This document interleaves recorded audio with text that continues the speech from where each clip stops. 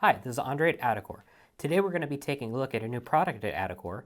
It is a 5mm or T1 3/4 LED that is a multicolor LED that will flash and fade between red, green, and blue. So here's an example of the LED here.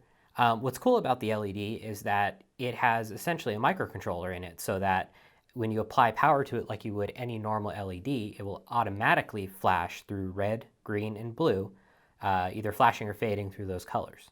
So we've actually got two different flavors of that LED. The first one is a fast flash. So if we turn this on here, you'll see that it will fast flash through red, green, and blue. It will fade through those colors as well.